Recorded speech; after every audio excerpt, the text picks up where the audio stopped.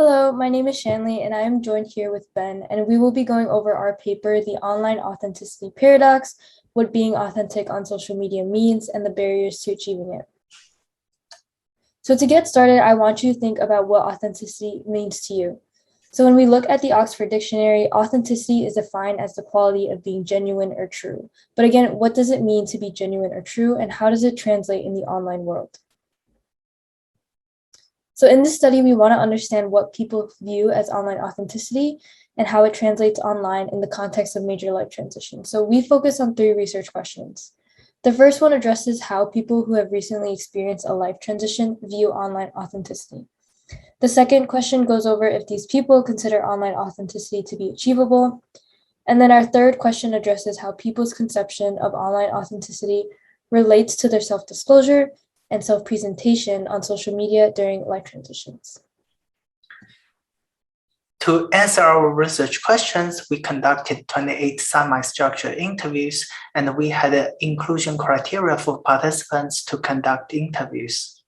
And for our analysis, we conducted open and axial coding to find a recurrent theme throughout our interviews. Here is participant demographic breakdown, as well as the top 3 platform participants used. Now we will go over our findings, but in the interest of time, we will only present a few, but it's more outlined in our paper. So our first finding goes over what does it mean to be authentic online. Our findings reveal that online authenticity is highly subjective. Participants stated that online authenticity means presenting both positive and negative content online. For instance, piece 727 revealed that when I think about authenticity, I think about vulnerability and sharing and not creating something that's like a persona for social media. So many people only share the positive of their lives, but share those negatives too. Participants also reviewed that authenticity means presenting identity consistently across online and offline context. P16 told us to really present yourself authentically, you'd have to document every single thing that's going on in your life. The exciting part, the really sad part, and the day-to-day things too. Next, we move on to the second finding, which addresses the question, is online authenticity achievable? 12 out of 20 participants said, yes, it's definitely achievable. And for example, participant 12 said most definitely, and participant 25 also said definitely. And then 4 out of 20, on the other hand, said no. So for example, participant 17 said that they think it's unrealistic because people come from different backgrounds, and sometimes people will make posts that may not be true or to look a certain way. And then another 4 out of 20 participants said partially. So for example, participant 23 said it's not easy because people don't want to be put in vulnerable positions. Our third research question addresses the sharing behaviors of positive and negative experiences on social media. So our first finding was that people tend to share positive events, but not negative ones. For example, participant 13 said that they shared things that they felt were worth announcing, such as their wedding and honeymoon, and participant 16 mentioned that he did not share the passing of his grandparents because it was a really personal event that he wanted to keep to himself. Our next finding is that participants made selective disclosures to leave positive impressions. For example, participant 10 mentions that she felt there was a pressure to be a certain person and have a certain image to be seen in a good light. And our third finding was that participants have been demotivated to share.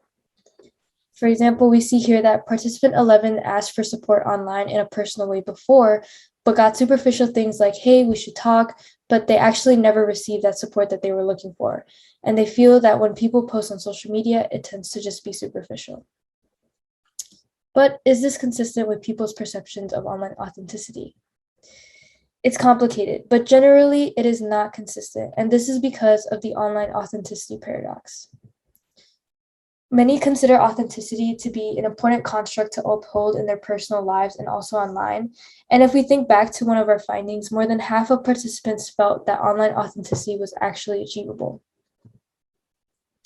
Many people believe that being authentic online means sharing both positive and negative experiences, but our findings reveal that participants avoided sharing negative experiences.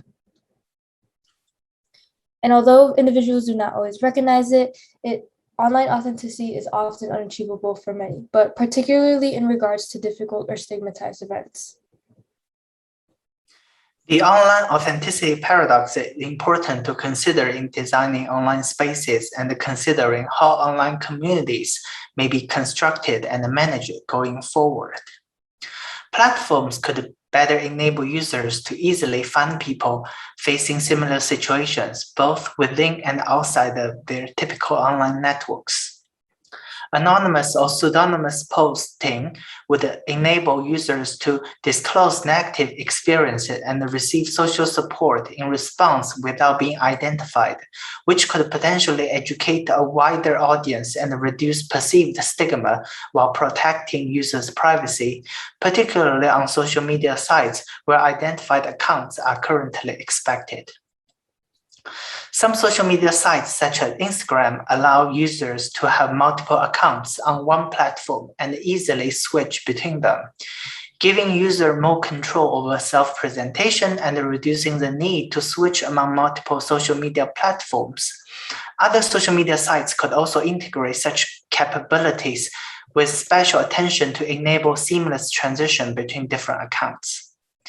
It may be the case that we, researchers, the popular press, participants in our study, and the social media users broadly fail to capture authenticity's complexity because we have become accustomed to using casual rhetoric to describe a complex and slippery term.